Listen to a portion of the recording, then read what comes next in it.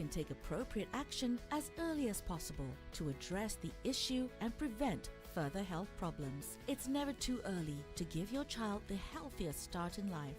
This Growth Watch month, bring your child to an I Am Fed clinic for a growth checkup and screening, and take part in the Parents Forum to learn how to optimize your child's growth. Join us in celebrating Growth Watch month to help your child soar to a brighter future. Visit imfed.my to learn more.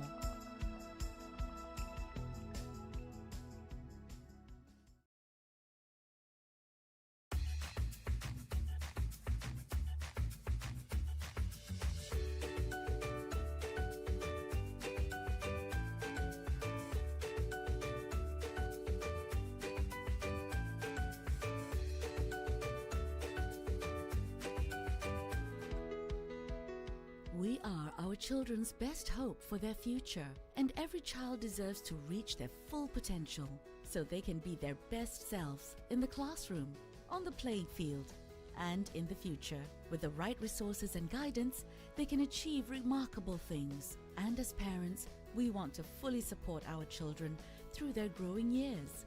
These are the ways we can help our children to grow well, by preventing growth faltering to avoid further complications, such as stunting. This can be done by nurturing with good nutrition through healthy feeding practices and eating habits. Not forgetting, physical activity and rest should be balanced so your child can stay healthy and happy growing up.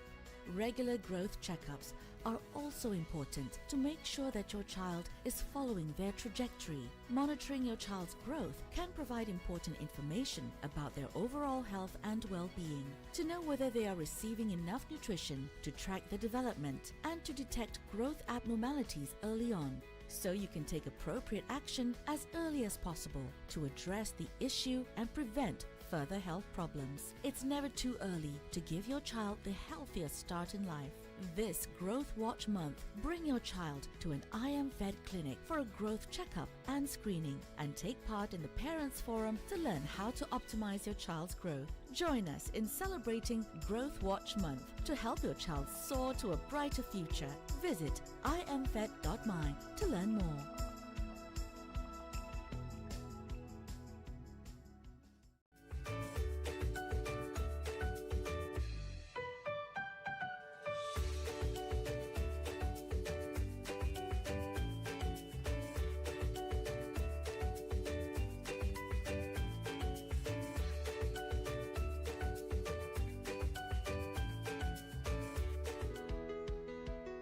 We are our children's best hope for their future, and every child deserves to reach their full potential so they can be their best selves in the classroom, on the playing field, and in the future. With the right resources and guidance, they can achieve remarkable things. And as parents, we want to fully support our children through their growing years.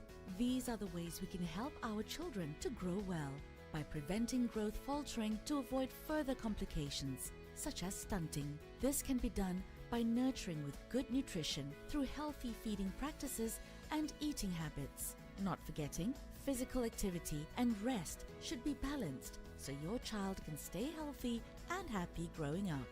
Regular growth checkups are also important to make sure that your child is following their trajectory. Monitoring your child's growth can provide important information about their overall health and well-being. To know whether they are receiving enough nutrition to track their development and to detect growth abnormalities early on, so you can take appropriate action as early as possible to address the issue and prevent further health problems. It's never too early to give your child the healthiest start in life. This Growth Watch month, bring your child to an I Am Fed clinic for a growth checkup and screening, and take part in the Parents Forum to learn how to optimize your child's growth. Join us in celebrating Growth Watch month to help your child soar to a brighter future. Visit imfed.my to learn more.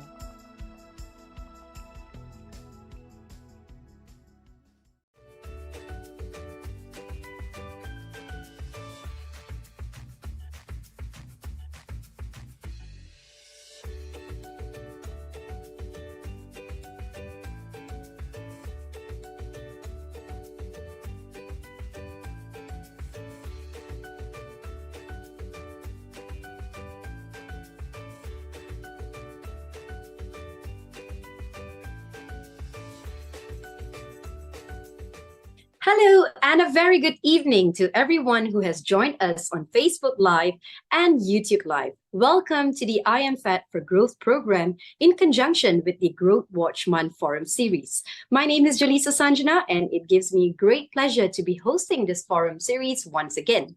And before we kickstart our series here today, to all of our viewers who have just joined us, well, we would also hope for you to drop in all of your questions, or perhaps you would want us to enlighten you better on each topic during our discussions. Well, drop it over via Slido, and all you have to do is just scan the QR code as well as the hashtag #IamFat. And of course, our technical team will also be dropping the instructions for you, where you can see it right there over for our Facebook as well as our YouTube users. So now, ladies and gentlemen, I'm sure most of you are also very curious to know more about what I Am Fat is all about, especially our programs. Well, I Am Fat was actually launched in 2012 by the Malaysian Pediatric Association, focusing on healthcare professionals and parents in optimizing children's growth. And as you have watched the video earlier, we would also like to share the good news with you that I Am Fat has recently launched the Growth Watch Month to raise awareness, all right, on the importance of good growth for children and adolescents to prevent stunting. All right. So with this now, I would also now like to warmly welcome each and every one of you, especially for parents, to join us in this forum. And this is, of course, going to be the third forum in the series. And we will be discussing on the theme today, which is rather exciting, I would say. This time, we will be talking about healthy bodies, happy kids, the parenting tips for growth, health, as well as happiness. All right. So together with me today, of course, I would be having a very, very insightful discussion, I would say. All right. I would be having two of our I Am Fat experts. And this time around, we have Professor Dr. Firdaus Mukhtar, as well as the Associate Professor Dr. Nurazlin Kamal Noor, who will be here with me in a bit. So to give you a little bit of an understanding about who exactly our I Am Fat experts are, maybe we can talk a little bit about their backgrounds as well. I'm sure most of you are quite curious. So starting off, we have Professor Dr. Firdaus Mukhtar, and she is, of course, the member as well as the as part of the I Am Fat expert panel. She's also a clinical psychologist at the psychiatry clinic in the Hospital Pengajar University Putra Malaysia. All right, the Deputy Dean at the School of Graduate Studies at University Putra Malaysia, the President of the Asian Cognitive Behaviour Therapy Association, and that's not it. She was also awarded the Young Women Scientist Award in 2012 for her vast contribution in mental health research. Okay, that is a very, very long list I have there. And joining her, of course, this time to the addition of the I Am Fat expert panel, we have the Consultant Development Pediatrician at Pusat Perubatan Universiti Kebangsaan Malaysia, and she is also an expert in autism spectrum disorder, child development, child maltreatment and neglect, and also she has contributed tons of articles. You perhaps have heard her before on Astro Radio, on BFM's radio, as well as seen her on Al Sihah magazine, as well as Utusan Malaysia. So please welcome both of our professors here today on this platform. Hi there. Hello. All right. Okay. So with that, I believe that, we are all in safe hands, of course, and this is going to be very exciting for all of us, because not only are we going to be covering all of these topics here today, but we are also going to be having a discussion. So again, very quickly, I would like to just remind all of our viewers, especially to parents right now who are here with us on this platform, if you have any questions, drop it over via Slido, and we'll be more than happy to answer all of your questions. All right. So starting off today, I am going to dive very, straight into the topic that I have here, which is healthy bodies, happy kids, the parenting tips for growth, health, and happiness. And if previously on the other Growth Watch Month Parent Forum series that we had also discussed other issues, especially when it came to toddlers, preschoolers, and teenagers, and the fundamentals as well as nutrients, sleep, physical activity. We have covered quite a bit in the previous series. So this time around, we will be discussing on the children's growth from the perspective of the psychology, developmental, and the behavioral issues as well. So of course, we all want our kids to develop and grow in ways that are healthy and inappropriate. So this also includes how children will grow physically as well as how they think and behave, which is, I would personally think that that's also a very important thing to cover. So it's a good thing that we have this topic here today on the third series on this forum. All right. So as such, I think this time we would like to make it a lot more easier, I would say, for all of us to relate to it and to have a better understanding. So to start off our forum discussion, I would now like to share with you the first scenario. And if you're listening to me, or perhaps you have just joined us over here, if this is something that is relatable to you, I think this will be a good time also for you to take down your notes and at the same time to drop in your questions, okay? So the first scenario that I have here is a very interesting one, and I hope both of our professors are ready for this as well. Okay, so this time around, the first scenario I have is a 7-year-old boy who wears diapers to bed at night, and he has been wetting the bed, okay, almost every night for the past 3 months. He's, of course, a healthy boy, except for slight cough and fever that he perhaps, caught from other children. His motor skills are also quite good. Okay, so we can tick that on the box as well. And he can hop, he can skip, he can stand on each foot for 5 seconds. So everything seems quite normal. Okay, and he also has he can get dressed without help at all. And his speech and behavior are age appropriate. Okay, so this is the very first scenario. And his past medical history, if let's say we were to tap into that and to look into it, his physical examination, all of it shows no issues at all. Okay, however, his mom here in this first scenario is a bit worried because his friends has been teasing him about not having a father, as no father. All right. And because of that, both the parents are divorced. I mean, the reason to that is because both the parents are divorced, and this happened 2 years ago. So based on this scenario right now, so for us to have a better understanding of this, is it normal for a 7-year-old to still wet the bed? And is there really a cutoff age, okay, a cutoff age for kids to actually stop doing that? So I'm going to direct this very first scenario and the first question over to Professor Nurazlin. This one is for you. Thank you, Janisa. So is it normal for a All right. 7-year-old to still wet his bed? Basically, when we look at this child's development, it was essentially normal, right? But we also need to understand about bedwetting, right? Children develop ability to control their bladder over time.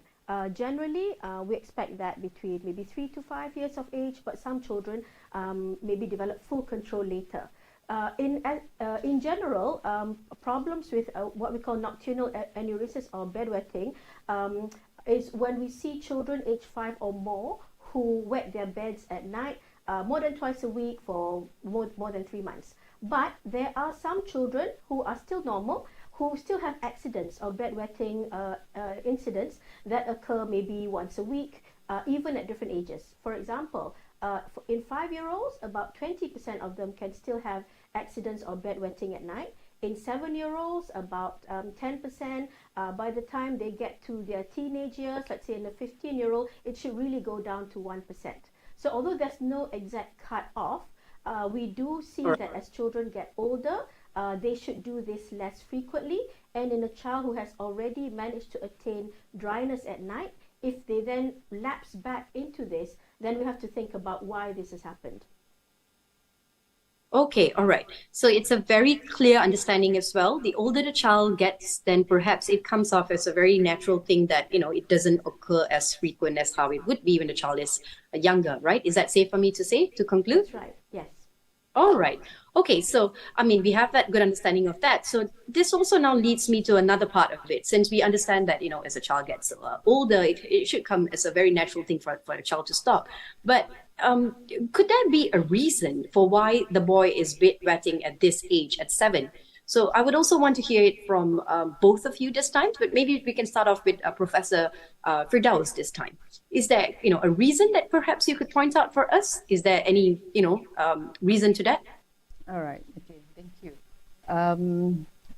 From the psychological perspective, lots of time the frustration coming from this case is actually coming from the mother, where the mother, people blame her that she's lazy, to get the son up in the middle of the night. Yeah, maybe the boy is actually having low IQ level, things like that. So first of all, the most important note that we need to highlight is this bedwetting is typical. This is a common developmental issues that could actually resolve over time. Yeah, but this is not due to laziness. This is not intentional behavior, but most probably this could also influenced by the psychological factors. Yeah, in terms of emotional or psychological factors, some children might experience stressful life events, changes in routine, anxiety, or some children could actually experience emotional factors such as feeling overwhelmed, or they experience a significant life changes, yeah, such as changing school, moving to new house. Yeah, so all this could actually contribute to the bedwetting in some cases. The other part, it is more medical. I believe Prof. Azlin is more expert to discuss it about. Yeah. Thank you, Prof. Firdaus. Okay, all right. That's really important because this is a child whose development was essentially normal, who then attained being dry at night, and then went on to develop bedwetting. So we think about what are the possible reasons for this. It could still happen in about 10% of children of this age, so we won't label it as absolutely abnormal. But because if it is a change from the ability to from him being dry at night, we consider about whether there might be conditions that might have led to it. So firstly, in terms of from a medical point of view, we determine whether there might be some medical reasons such as infections. A urinary tract infection could cause a child to have bedwetting at night, right? Because it might be painful, because of reasons related to the infection itself, the child might lose control of the bladder. Other medical reasons that we consider is whether the child has conditions like diabetes mellitus, whether the child has been drinking more frequently at night compared to the daytime, making it harder for him to hold urination until the morning, and whether there are some other conditions, especially with relation to their development and their physical findings. So we ask more questions about whether there are specific possible medical issues, and we try and examine the child to see whether there's any causes medically for why the child has bedwetting. In addition to this, as Prof. Firdaus has mentioned, we have to see the child holistically, and taking into account emotional causes, behavioral and psychological causes is also very important when there are changes in behavior or changes in routine. Okay, all right. Thank you so much, Professor Firdaus, as well as Professor Norazlin on this, because I think the clarity and how you had both given us that perspective is very, very clear. So on one side, we also have to look at the life events, but sometimes it's also, like you said, very nicely about looking into the medical side of it. If you're feeding your child a lot more water before bed, perhaps it's as simple as that sometimes, right? It comes to us as that. So for all of these things that surrounding this topic that we have here, which is bedwetting. Okay, so I would like to continue a little bit on the conversation earlier with Professor Firdaus. So if that is the case, what are the signs that parents should look into or beware of in this case? If their children are going through any psychological issues.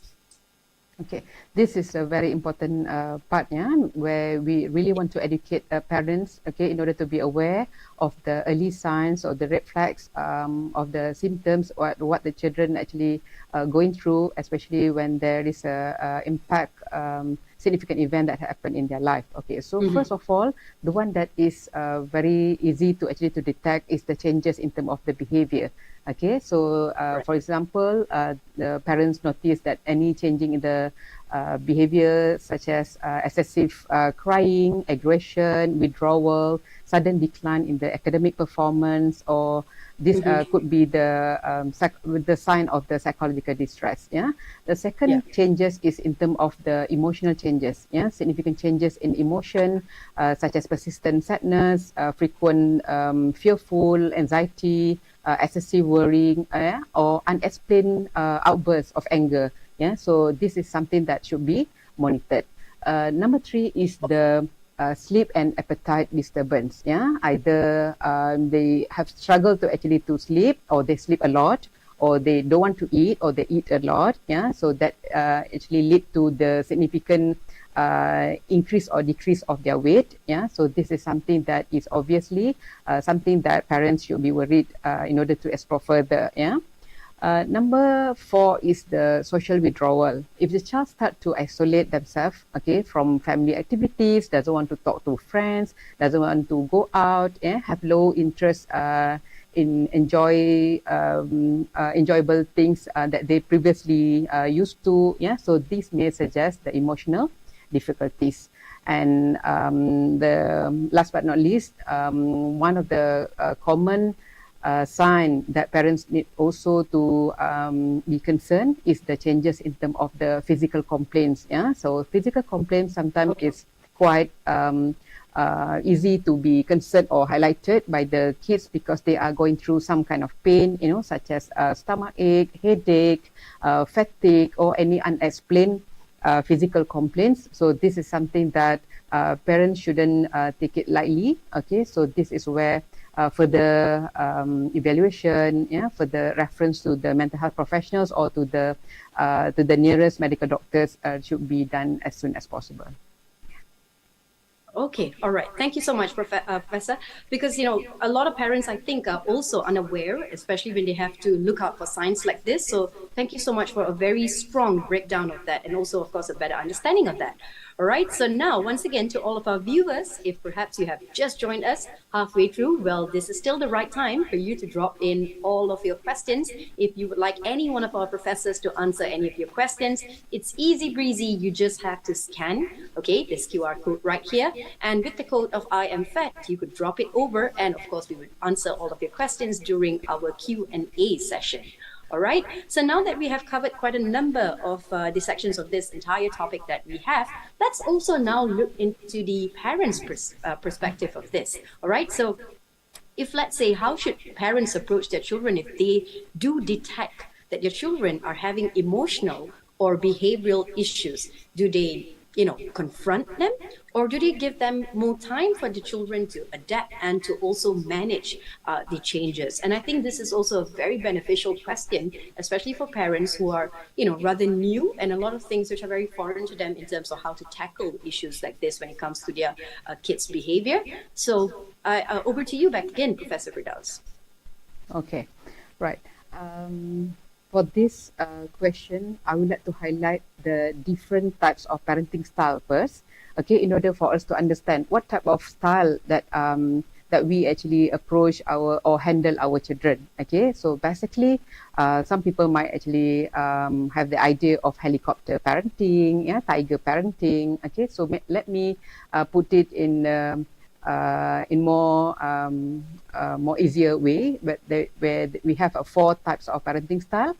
First is the authoritarian parenting style. This is where the tiger parenting is. Yeah, they are very strict. They put a very high expectation, especially on the academic. Okay, they want everything is in their as they are in their own way. Okay, there's no very little or almost none rooms for the children to share their feelings. Yeah, so they are very strict about handling their kids. Yeah, there's no kind of thing. Okay, the second type is the permissive. Yeah, the permissive parent, usually they are having all this expectation. Okay, but they don't actually guide them throughout. Okay, so they don't they have minimal guidance, so that is where they they are giving mostly freedom to the child, okay, but very little discipline for them to actually to achieve what they want. The other types is the indulgent. The indulgent one, or the neglected one, is the one that is actually giving total freedom to the kids, where they don't actually take any responsibility to manage their feelings, to manage their expectation, or to manage their behavioral difficulties, because they don't see that is their priority in life. Okay, the one that we want to highlight, okay, for parents to approach and handling the children, especially if they detect that the children are having emotional or behavioral issues, is to apply the responsive parenting style, or we call authoritative parenting style. Okay, so what the responsive parents think style do, okay, so they usually will create a safe and supportive environment. Okay, so they try to ensure that the child is comfortable, okay, to express their emotion, and also they offer the child, they reassure the child, okay, that they want to listen and they really want to support them. Okay, the second one is the positive or the responsive parents. They will choose the right time and place in order for the children to feel calm, yeah, in private setting, in order to talk about the difficulties, right? The third one is the responsive parents will try to have try to be attentive and also practice active listening. They give their child full attention and listen to what they want to say. Okay, they encourage them to express their emotion, their thoughts, their concern, yeah, without much interruption. And they show empathy and try to validate their feelings. So the validations of the feeling is usually lacking in most of our parents in Malaysia. Yeah, so this is something that we really want to guide and make sure that parents understand how to validate the feelings of our children. Okay. Next, maybe a couple of things that I can also share that in order to have a good communication with our children, okay, parents is encouraged to practice the open-ended question rather than close-ended. Like close-ended is yes, no answer.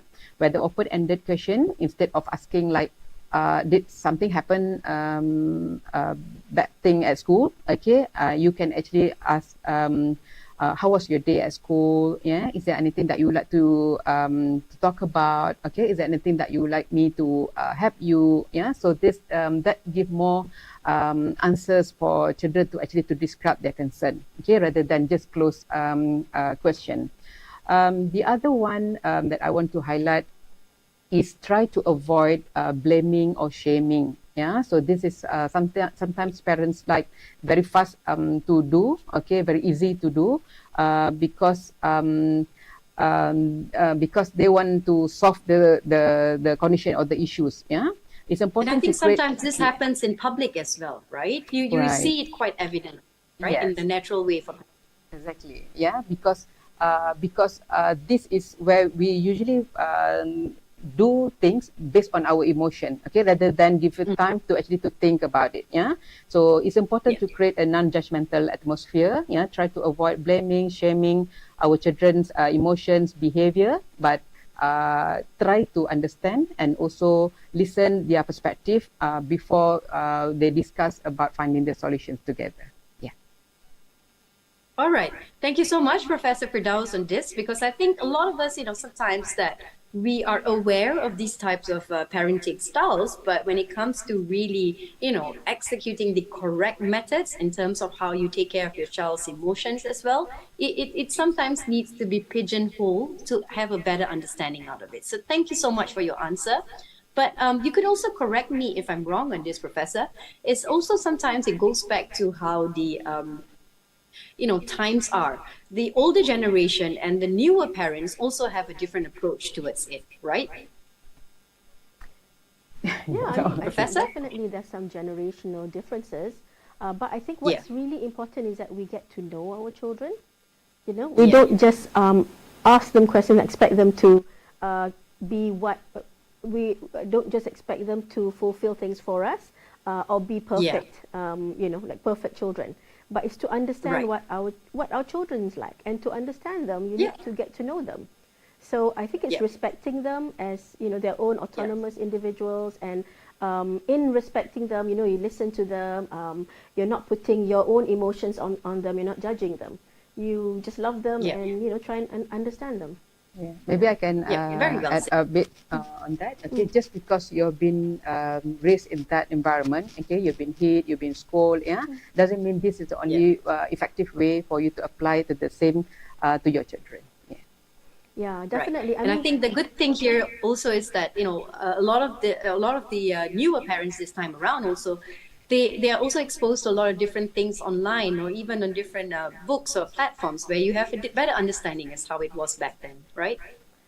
Yeah, I mean, just because your parents did it one way, it doesn't mean that you have to be that kind of parent. Yeah, We've learned to be better than that. Yeah. I have a wide smile on. I hope my parent is listening. My mom, or perhaps, my very strict upbringing that I had. I hope she's listening to this right now. All right. So once again, to all of our viewers, we really hope that you're enjoying the discussion that we have here on this topic. And again, if you have any questions for us, drop it over, as we will be having our Q&A session coming up as well. So since earlier we were talking to both of our professors on this environmental issues, as we have highlighted as well, that happens around a child and can also affect the child's growth. So now let's talk per se about growth. Let's focus on growth for now. And here's the second scenario that I'm about to share. So to all of our viewers, as well as for our professors, this is the second scenario which we are going to trying to analyze and see exactly how we can tackle this sort of an issue. All right. So this time it is about a 3-year-old boy. Okay. And the child said that his first word, the child said his first words at 2 years old. So I would say, for a 3-year-old, for him to start saying few words at that age of 2, he's also now able to say combined words like mummy milk, but not really speaking it in like full, complete sentences. So it's just words being placed together in order for his message to go across. Okay. He also enjoys interactive plays and likes to play with his cousins when they visit. So it seems like a very normal environment for the child. Okay. He also eats a variety of foods from leafy vegetables, whatnot. So the diet part is also quite covered. And it's also the only child that we're referring to here and who has not started going to school, to kindergarten yet. And his parents also works long hours and return home around 7 p.m. daily, okay? And they don't take him out of the house much because they are worried he might fall ill, okay? And from what we also understand, he was taken care of by his maternal grandparents, although his grandfather was also recovering from a stroke. And his grandmother allowed him to use the phone and would watch videos for 6 hours in a day. Okay, so the child here that we're referring to is a very obedient child as well and could follow instructions. Like simple instructions that we're talking about is like, come here or throw this away. Okay, and when we talk about the sleeping pattern of the child, the child would sleep between 11 p.m. to 7 a.m. and had daytime naps as well, between 2 to 5 p.m. And his father had a speech delay as a child. That is the other thing that we have detected. Okay.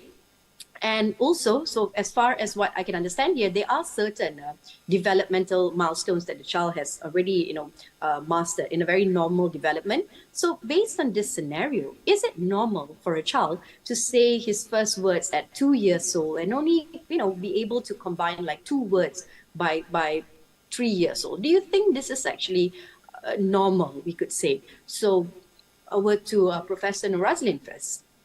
Thank you, Jalisa. So when we look right. at the development of children, there are certain milestones that they reach at certain ages.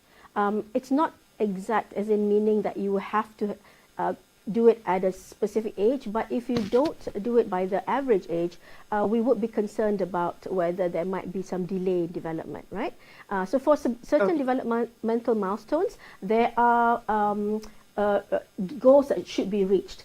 So in this case, a child should really say his first word around the first birthday or 1 year of age, right? That's quite typical for children.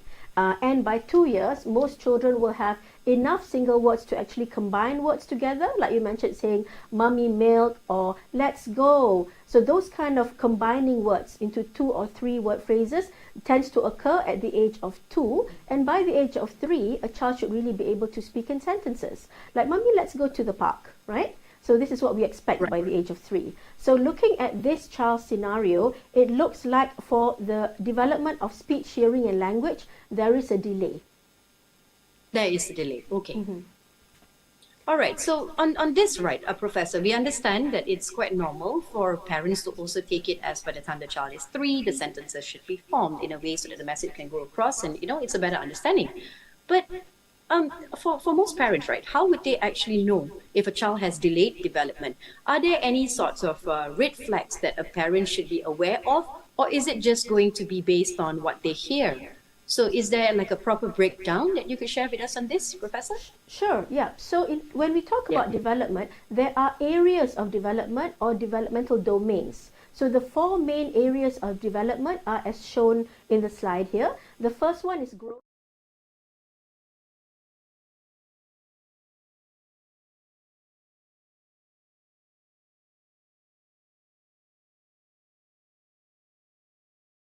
And vision. This is related to movements, the fine movements of the hand, and it's usually coordinated with vision. So for example, picking up a cube or picking up a pencil and drawing with it, or looking at a book. So those things require coordination of fine motor and visual domain.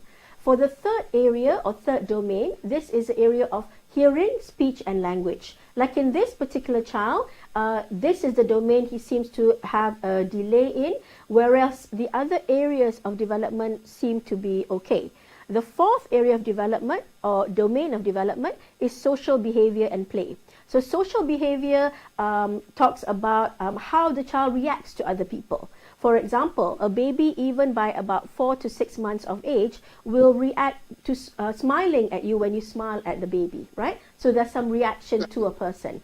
As the child grows older, there will be eye contact. Of course, the child will interact.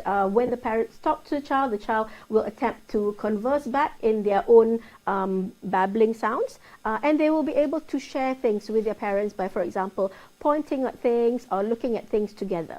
The social behavior and play also includes how a child plays. For example, interactive play, whether they're playing with other children or they're playing on their own. So when we look at this particular child, for his development, the other areas of development appear to be within normal, right?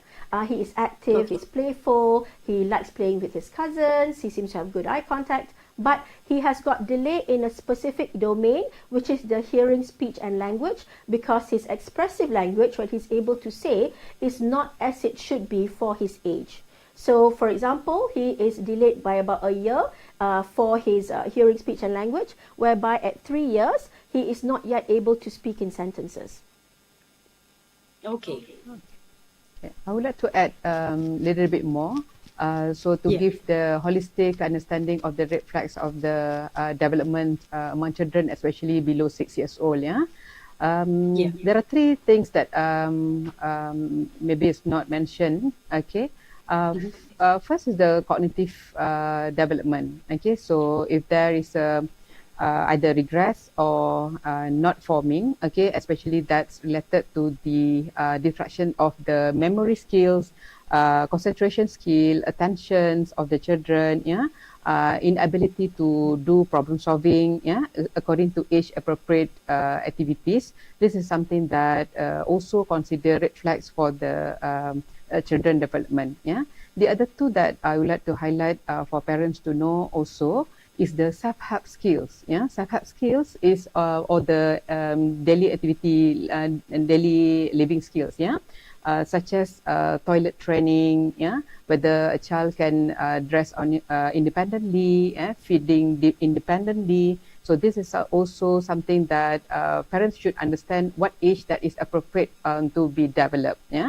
And last but not least, that I believe that is quite common nowadays is the sensory issues. Sensory issues that also could actually become the points that where the parents should be concerned in order to refer to the specialist. That is where child may be hypersensitive, too sensitive about noise, texture, colors, brightness, all that, or hyposensitive. They are excessively overstimulating themselves to these sensories,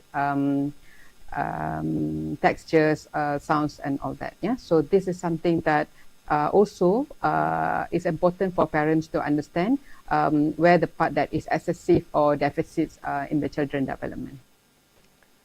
So all right, so we have lots of clarity on the red flags here, per se, based on the chart as well. Yeah, sorry, Janice. I was just saying, but you were asking about red flags earlier? Yes. Yeah, so actually this slide shows us red flags at specific ages. So if a child at this age has not done this specific thing, this is a red flag.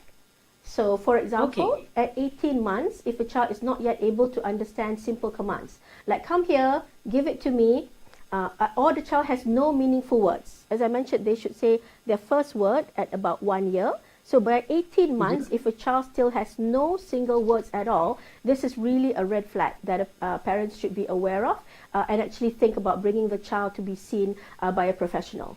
Thirdly, if a child has poor eye contact, so not really looking at the person that they're talking to or interacting with, and also fourthly, unable to stand alone. So this is goes back to the gross motor development. A child really should be able to start walking by the age of 1, but if a child can't even stand on their own by 1.5 years, this is a red flag.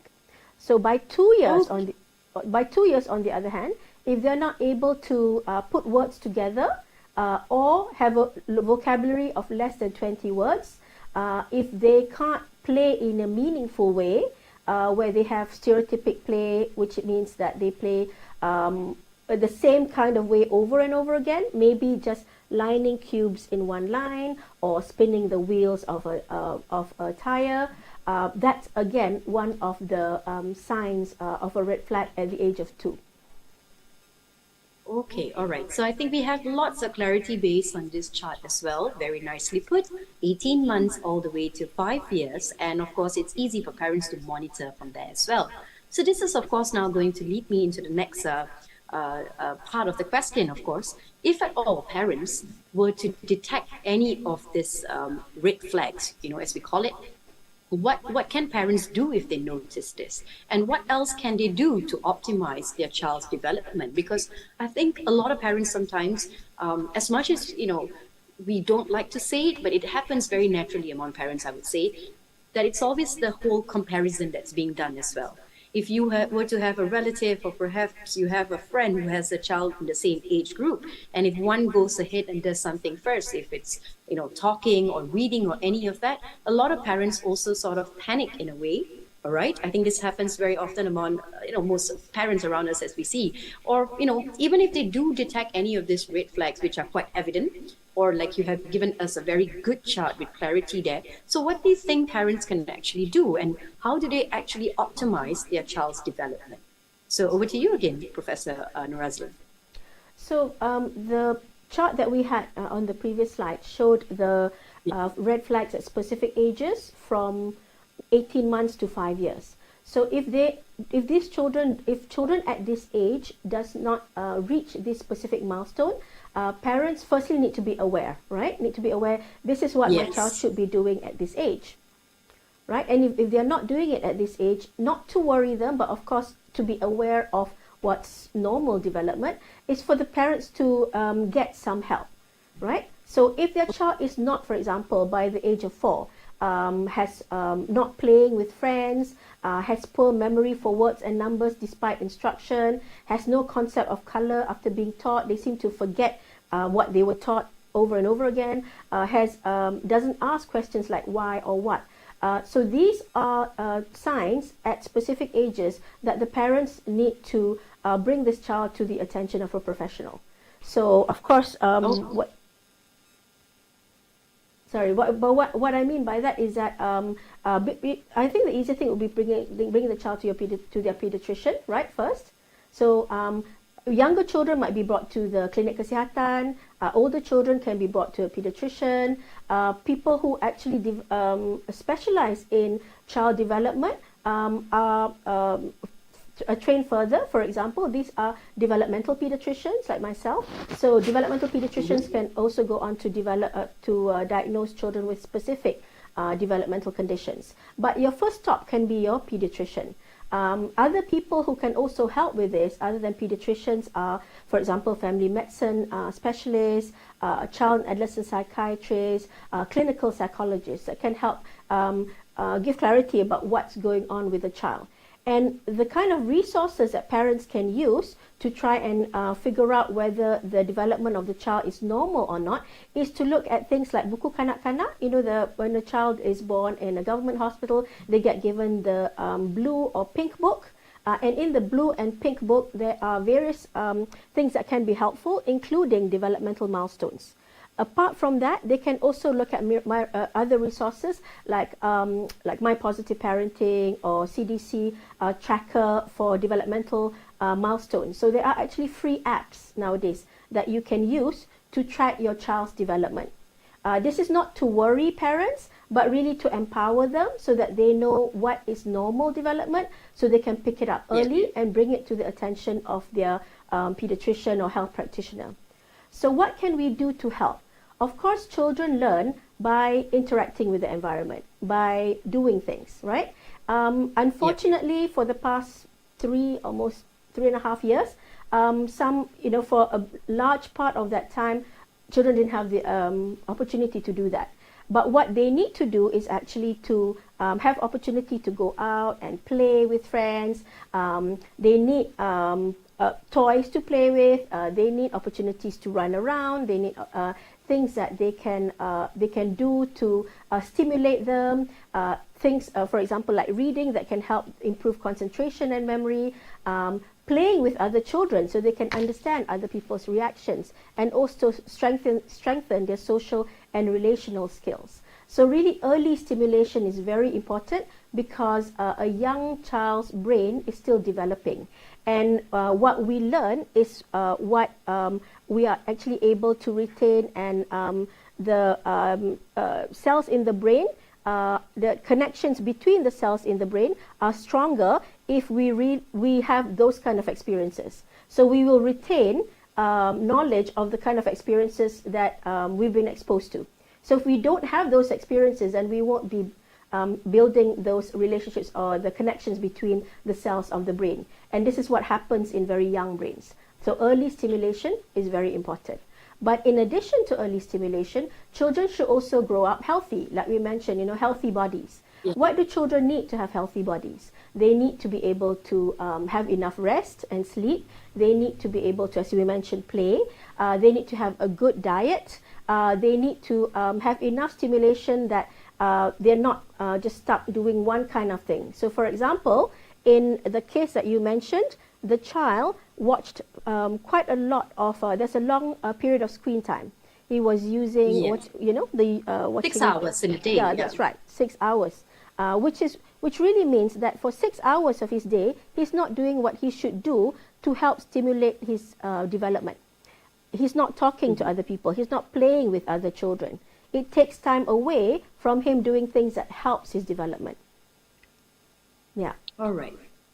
Okay, so that is also very important with the early stimulation that you had spoken about. So maybe Professor Firdaus, maybe you want to share with us your thoughts on this as well?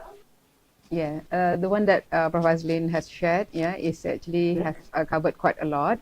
Maybe I can share before parents can actually get the appointment with the hospitals, clinic. Some hospitals needs they have like quite long process, before you get the date of appointment. So what is actually parents can do at home, while waiting.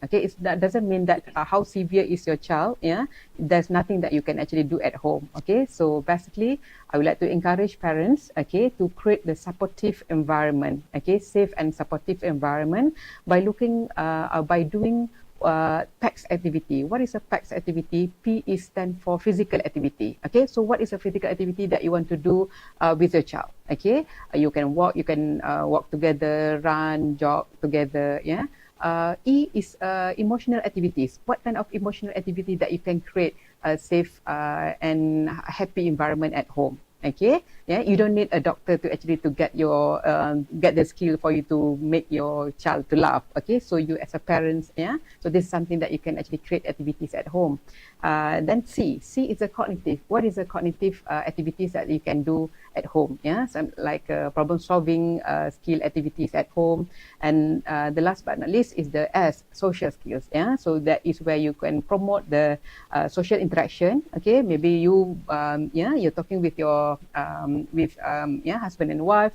What is actually that you say to your child while changing the diapers, when you help them to shower, while eating, while brushing teeth, what songs that you sing together. So this is something that actually can be done at home, while waiting for the doctors or the specialists to actually understand, give the better understanding of the child difficulties. Okay. All right. So since now we have this very, very clear understanding of this as well, I also have another question. And thank you so much to Professor Nurazin as well as Professor Firdaus for giving us a very clear a breakdown of it. Even if you do not go over to a pediatrician, there are things to create at home for your child with the environment. So thank you so much for giving us all of your perspectives and the answers to all of our questions. But I do have another question out of curiosity as well, because as we have also made it quite clear here about how various factors could also affect your child's growth and your environment and all of that. So we also recently faced, of course, the pandemic.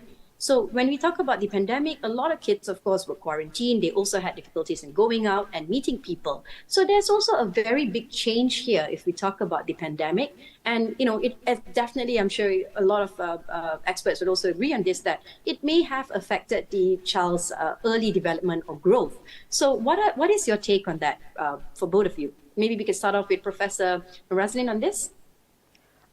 The first question, does a baby aged 1 to 12 years face emotional... Oh, sorry. The pandemic, I beg your pardon. I was looking at the screen.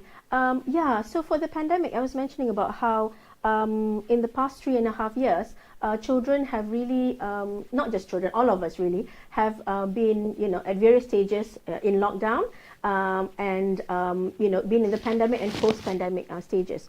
So what has happened is, it's affected all of us, not only the pandemic itself, but also the effect of trying to control it, especially with the lockdown and the social isolation. Of course, that needed to happen, but there are consequences from that. In children, for example, being locked up at home and not being able to go out, of course, has affected their ability to experience what they should normally experience growing up. So imagine, being stuck in a house between four walls when you're a baby or you're 1, 2, 3, 4 years old for a very young child. I think, of course, even the adults also really felt it. So what more the kids? Exactly. So if even the adults feel stir crazy and feel like you're not going to be able to survive this for much longer, you can only imagine what this can do to a child who actually needs the stimulation, who needs a space to run, who needs to meet other children, needs to play, right? So a lot of But I'm problems... sure, Professor, sorry, go on. No, sorry. Yeah, I was saying that a lot of the issues is for children because they don't tend to, they didn't have the brunt of the problem with the infections, right, with COVID. But they were the ones who had the impact of the social isolation, I think one of the biggest impacts, right? If you can imagine the impact on us, the impact on them is even greater because they can't even go out of the house. They're stuck inside. So the social isolation itself has actually, we've seen that there are a lot of children who've had their development affected by this, emotions and development, I think, affected by this. So for example, one of the areas of development that we see has been really impacted is the speech, hearing, language, because they've not maybe had opportunities to be with other children, opportunities to talk with other children and people, as well as social emotional, right? So both language, social emotional. So in my clinic in University Kuala Malaysia, we have so many children that have come to us post-pandemic that have been brought by their parents because of speech delay, because of them not having had normal opportunities to play. So it's really a big effect on the children, and they have to do a lot of catching up in this post-pandemic period. So it's actually the been patching very, up very is the challenging. most important thing that we should be highlighting about is the patching up. And well, the pandemic was not something in our hands, but what we can do now is to make it right, at least, for kids. That's right. Yeah, I mean they might not have. Most of them didn't get the infection, but they had the impact of being staying at home, the social isolation. Yeah, and we're still paying the price of that even now. Yeah, unfortunately, but I think you would agree with me on this, Professor, that I think a lot of Malaysian parents, I would say, they did do a very good job with keeping their kids entertained at home as well. A lot of them started spending more time with their kids, I guess. So yeah, that's true. We have to give credit to parents and how hard they work. But keep in mind as well, because we've been stuck at home, there's been a lot more use of screen time, gadgets, television. I mean, part of it is unavoidable. This itself, we're in a virtual setting. But if you imagine a child being exposed to that for many, many hours, especially a young child, it's not a good, it doesn't have a good impact on their development. It really takes away from other opportunities that they should have for a normal development and normal childhood. All right. Thank you, Professor Nurazin, on this. So what about Professor Firdaus? What is your take on the whole pandemic situation as to the question that I posed out earlier? Right. Okay, I understand from your perspective that there are good things, there are things that we should be thankful as well by having the pandemic recently. Yeah. Okay. Maybe the one that I want to highlight is the changes. Yeah. Whenever there is a changes in our life, okay, there will be some kind of adjustment. Okay, so the issues of parental stress and household dynamic that might concern that will affect the whole family dynamic or affected the children much. Okay, when parents change, yeah, whether to positive or negative, okay, it will affect the whole household. Okay, and they will affect the children. Okay, so this is why is this happen? Okay, when parents is stressed, they've got to deal with the changes in the academic system, okay, the learning system, okay, they have to change their personality as well to suit the demand of the academic and also the changes of the children personality and the routine as well. So that is something that why we are concerned, what we are actually seeing the impact of the mental health and also the psychological or emotional issues after pandemic. Yeah, so not just for the children but among the parents as well. All right. Thank you so much, Professor Firdaus, as well as Professor Nur Azlin. And I'm really glad because I think we covered quite a number of scenarios, as well as even focusing on how the pandemic has also affected the kids' growth and development. All right. So once again, to all of our viewers, we hope that you're enjoying this session and you're taking down your notes as well. And as I've mentioned earlier, we will be having our Q&A session. So if at all you have any questions for us, we still have a couple more minutes and you can drop in your questions via Slido and we will try our level best to answer all of it. So we're going to start off now with the very first question that we have received. And this one is on a child aged between 1 to 12 years, all right? And the question is, does a baby or a child aged 1 to 12 years will face any emotional depression or stress at this immature age? So to any of the professors who would like to take this question? Okay, right. So below 12 years old, children, okay, or primary school kids as well. Okay, so first of all, we have to understand what is stress. Yeah, stress is actually divided into 4 categories. Yeah, so people can stress not just in terms of emotion. We can stress our cognition stress. Yeah, in terms of our thinking style, in terms of the contents that you are thinking of something. Yeah, negative. And then physical stress, and then also behavioral stress. Yeah. So when children below 12 years old, okay, when they experience all this negative event, okay, or negative label from their peers or their family members, they could also experience stress. Yeah, be it the emotional, physical, behavioral, or cognition. Okay, so they started to have all this input in their brain. Okay, and that from the way they think about life, about problems, about people around them, who actually giving the pressure or stress to them, okay, that will affect their emotion, okay, they started to feel sad, and there's no validation among the adult, okay, about their feeling. That's why they started to change their behavior, okay, as the red flags, the one that I mentioned just now, okay, maybe changing in terms of their behavior, their emotion, their sleep, and also appetite pattern, okay. And what I can highlight more from the first 5 red flags that I mentioned earlier, there are 3 more that is also important for this age when they have they experience prolonged stress or emotional distress. Yeah, they could also regress, yeah, in terms of their development. Okay, thumb sucking, sometimes they bedwetting just now. Okay, they regress their development. And last time in the first 6 years, maybe they are normal, but when they feel stress at school, okay, among the peers, they could actually regress their development. They back to the young kids style, yeah.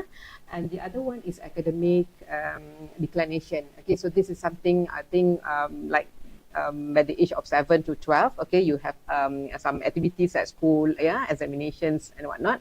So this is something that could also give the indicators that they are struggling about something because they want to achieve something. Yeah, so parents didn't actually focus on how much they actually learn, what actually they have to be measured at school, but they just put the expectation. I want A, I want 100. Yeah, so but they are the one who actually need to put the focus, concentration, you know, and also accept whatever from the teacher's perspective.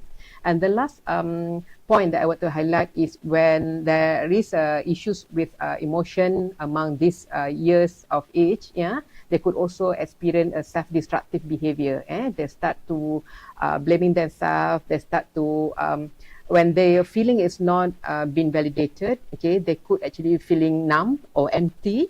So that is where the part that they feel like ending their life is better because that will be happier without my existence, okay? And then that is where they start to involve in the self-cutting or self-harm behavior, okay? So this is real, and this is very important to understand, especially among our kids between 1 to 12 years.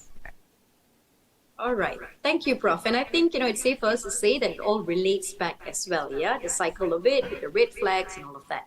All right. So to our audience, we hope you are taking in all of your questions and you are receiving the answers that you want to hear. And of course, we still have more time. So I'm going to dive straight into the next question. All right. And this time it is about a 4-year-old child who experiences night terrors, wakes up, weeps, and maybe suffering, maybe suffering from an illness. So what is your take on this, Prof? I want people to understand from medical perspective first before I jump into psychological notional practice. Yeah. So some children can get night terrors. That can be part of what children go through in childhood. It can look quite scary for parents, but it can happen in some children. We try and see whether what the child's environment is like, what the child's been going through, and make sure that we're not actually missing any medical issues. So when we take a history, we try and find out whether there was anything that happened before that, what's been happening in the child's life at home, at school, whether there have been any changes, and of course do a full physical examination to make sure that we're not missing any medical diagnosis, right? Sometimes some children can get overwhelmed with certain things when there are changes in, for example, if a 4-year-old has just started school and it's some of the aspects of that is overwhelming. We can find that in some ways that their mind reacts to that by having these kind of behaviors, for example, like night terrors, right? So it's firstly understanding that in part of childhood, some children can actually have this. Not all children will undergo it. And the degree to which they might present with it, it can be different. So we try and do a holistic view looking at what are the things that are going on in the child's life in terms of the history, looking at the family background, and also examining to make sure that we're not missing any particular medical conditions that might lead to it. All right. Thank you, Prof. So examining as well. Yeah, that's also quite important for us to add on, all right, to the question. All right. So now moving over to the next question that we have. And of course, once again, to our audience, we will try our level best to answer all of your questions. Okay. So the next one that I have here is, Doctor, what is your opinion towards punishing or scolding children to educate them when they did something wrong? I think for this one, it will be great for us to go back to Professor Firdaus, because I remember this chart that you had showed us about the types of parenting style as well on this. So maybe you want to elaborate further on this question. Okay. When parents choose to punish school children, okay, is it wrong? Okay, I believe that some, of us also been brought up in this way, okay? But what is wrong is when you don't explain what is wrong about the behavior, okay? The things that I did, okay? So this is something that is missing to many parents, yeah? They punish the school because of emotion. They want to feel satisfied, by doing pain, by giving pain to the children, so they will change. This is not something that is right, yeah, because through painful, yeah, through giving the punishment with emotion, with negativity, yeah, doesn't actually help children to be better or to be stronger or to understand and not to repeat the mistake. Okay, so this is something that parents thought that it will definitely will change, and then you will learn, listen, and you will remember this forever. Okay, but yes, maybe that there are children who remember this forever, but with scars, yeah, with really struggling, prolonged stress throughout their life, okay, or throughout their development. Okay, so this is something that for me, okay, there will be a limit, okay, in terms of what is it that you want to punish, okay, what is it that you want to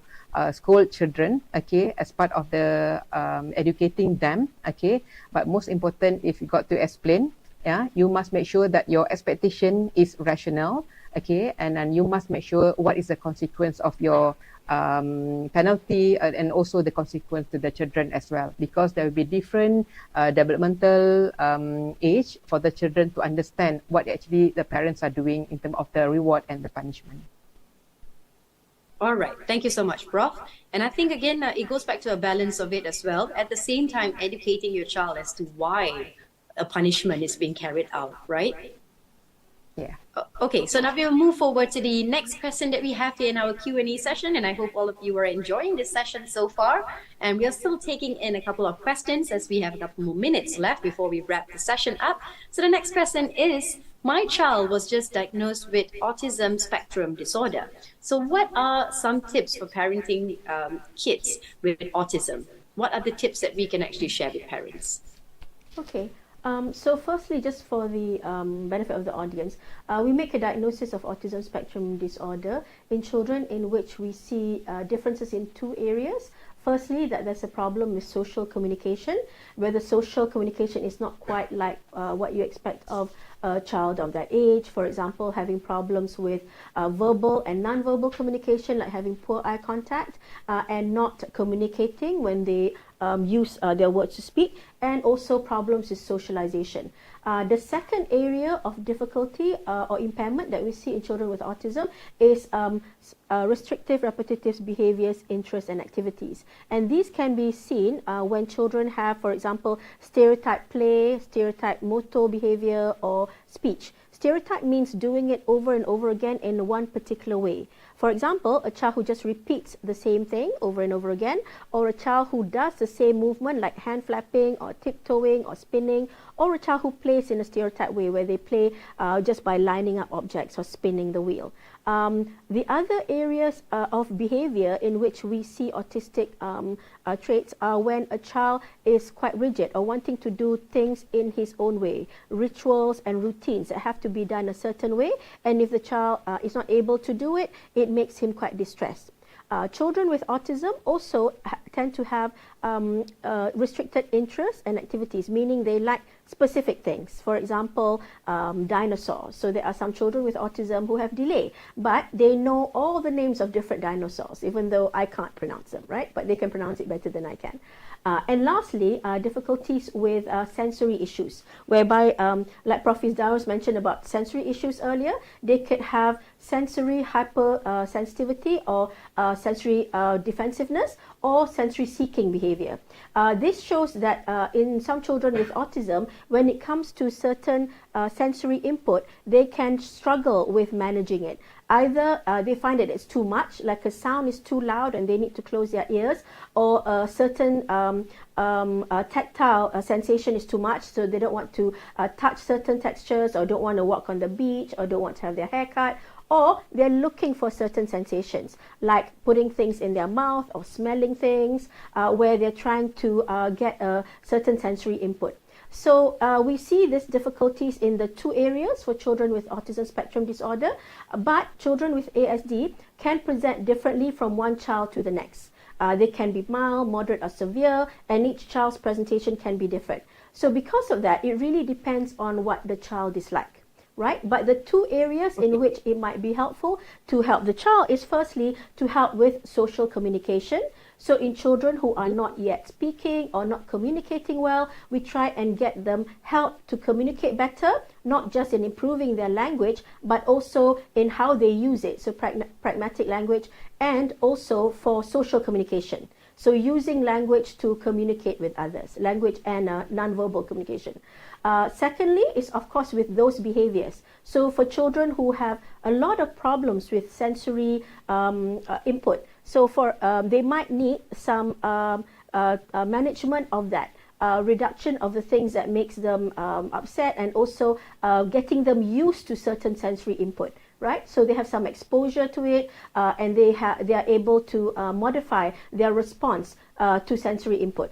There are also other areas of helping children with autism. For example, generally a structured set of activities is helpful for them, meaning that they know when they're supposed to go to school, when they're supposed to sleep. It helps. Preparing them for when there are changes, because children with autism can really struggle with transitions or changes. So preparing them for that, and helping them when they're having challenges with that. Also using communication ways other than hearing and language and speech, which, for example, we can use visual tools, augmentative communications using pictures and so on to help the child communicate. So really it depends on the child and what his needs are. In this sense, I think seeing a doctor, seeing a therapist can really help. But of course, parents can also read up from reputable sites on autism to try and understand what their children are like, and to try and be patient with their child, be patient with themselves, and understand the child so that they're able to support their child best. All right, great tips on that. Professor, thank you so much for taking in that question. All right, so now moving on, we are down with our last two questions for our Q&A session. And the next question that I have here is, can a child be raised primarily by grandparents for the initial years, for say about 6 years, and reason being that parents are busy? Are there any consequences for this child? I would say this can be a bit of a sensitive question, because some kids enjoy being around their grandparents as well, right? So maybe for this question, Professor Firdaus, do you want to answer this one? Okay, right. The first 6 years is considered golden years for the children. Yeah, so this is the years that we really need to have a good brain cells connection, because this will affect their emotion, their behavior, their cognitive development and whatnot. Yeah, so either being raised by the grandparents or that busy parents as well. Okay, it all depends on what type or what styles of parenting styles that they are actually using to approach their children. Okay, so if the grandparents are handling with a responsive style, okay, I believe that is creating the safe and supportive environment for the child. Okay, because one thing that we must understand at the age of the first 6 years, okay, the child needs to develop the trust, okay, to the adult, towards the adult. Okay, so if they don't trust, if they break the trust, yeah, they don't have the affection, they don't feel love, they don't feel appreciated by the adult. Okay, so that's a lot of consequence later on.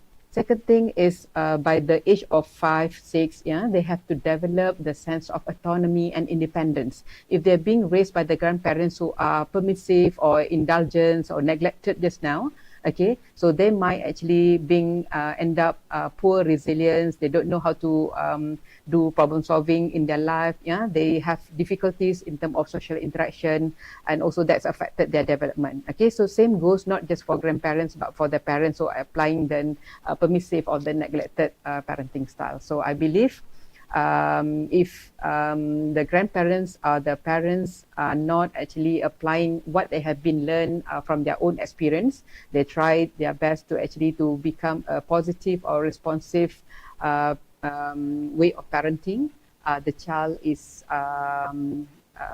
will be living in the very resonant and also healthy environment. All right.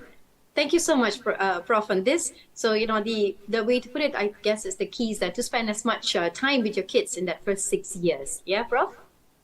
Yes. Yes, and the busy parents also must also need to be highlighted, because how busy you are, because that is your biological children. Okay, you must find ways in order to show that your love and affectionate to the child, regardless of the reason of your life is.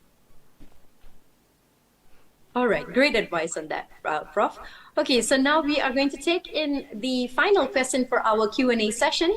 And this question is it normal for a child aged 7 to 8 years old who is resistant or gets upset at being corrected? Or in Bahasa Melayu, we would say kena tegur. All right, so what could have caused it and what can be improved? Okay, all right. Okay, by this age, okay, 7, 8 years old, child already understand the concept of self-concept. They understand who they are, okay, what their gender, what is the expectations of the others. Yeah, so this is, I believe, if they have difficulties to accept the comment, okay, or the challenges by the adult or by their peers, okay, or by their teachers, this is might be because of they are living in the high expectations adult. Okay, sometimes parents put up the high expectation, and if you don't meet this expectation, there will be a penalty. Okay, so the fear of doing mistake or flaw in their life, that's why they have difficulty to accept this when they are actually engaged in the social context, especially at school or among their peers. Okay, so this is something what we would like to understand, for parents to understand is, by this age, they have started to develop the concept in their cognitive milestone about themselves, about others, as I mentioned just now, where they have already understand the issues of labeling, the issues of expectation just now, when they understand that because of certain labeling, like say you are stupid, you are not good, okay, that make them feel bad, okay, and that will affected their behavior. Okay, so basically it's a concept of cognitive behavioral approach, in which whenever the person have received any negative label, okay, so that is actually they associate of what they are actually expected from the adult or from the people who they are trust to say that negative label. Okay, so that is actually affected their feeling. Okay, biologically we will be affected of any negative remarks from other people. Okay, that will affect their behavior. Okay, so the way you think will affect the way you feel, will affect your behavior. Okay, so by this age, if a child who get corrected by the teachers or by the adult, okay, so it's difficult for them to actually to be okay, okay, because they have set certain expectation for the adults that they must actually love me. They shouldn't actually corrected me in front of other people. Okay, I've done my best. They should praise me. Things like that. Okay, if this is not happen, if they didn't get this, that's why they feel negatively and also affecting their behavior dysfunctionally. Okay, so basically by this age, we have to be very careful because they absorb all the words from the adults, all the things that they have watched. Okay, and they will start to actually to compare with their peers and with their real life. Okay. All right. So the key here, I guess, Prof, is that for parents to be extra careful and also to be very, very, to give extra attention to what they say and how the environment is for the child. Yeah. Especially because, it all relates back to the behavior and their expectation as well as their reaction to things. All right, so thank you so much to both of our professors for answering all of your questions. And of course, to our audience, thank you so much for dropping in all of your questions. And this also wraps up our Q&A session. So before we bid farewell over here on this platform, I would also like to hear it again from our professors. So we can start off with Professor Nur Azlin. What is your last words, I would say, or advice that you would like to give to any of the parents out here on this platform who are listening to us right now? Yeah, I'd say spend time with your kids, enjoy them, play with them, do things as a family, especially now that we can actually go out and do things. So we have a lot of catching up to do. So yeah, enjoy them and you know, get to know them, as people, you know. So yeah, I would say enjoy your kids and spend time with them. All right, very nicely said. And what about you, Professor Firdaus? Okay, I would like to put the take-home message for everyone to practice 3R. Yeah, 3R. First of all, you must relax. Okay, in dealing with children, in understanding this, all the children difficulties. First, parents have to relax. Okay, and then R, the second R is reconnect. Okay, then only when you're relaxed, you're able to connect what is their behavior, what is the problem, what is the issue that you want to solve. Yeah. And the third one is to recharge. Okay, you got to recharge first. Okay, in order for the kids also to recharge, in order to correct, in order to change their behavior, or in order to accept all the advice by the parents. Okay, so 3R, relax, reconnect, and recharge. All right, great advice there, Professor Firdaus. Thank you so much. So once again, to both of our professors, thank you for your time, for your effort, and of course for giving us a clearer picture on the topics here today. We truly, truly appreciate it. Thank you. All right, so ladies and gentlemen, that is all the time that we have here on today's platform. However, we hope that we would be able to see you again on the next forum session that we are about to have, which is happening on the 29th of July on Saturday at 8 p.m. And this time around, we will be talking about a different topic, of course, and the theme is Shine in School, Help Your Child Flourish with Nutrient, Lifestyle, and Growth. And in order for you to join in, well, it's easy breezy. All you have to do is just scan the QR code, or you could visit our event page at the Malaysian Pediatric Association Facebook page to learn more. And of course, share it with your colleagues, with your friends, with your families, especially for parents who think that this will be beneficial for them to have a better understanding and a clearer picture on the topics as well.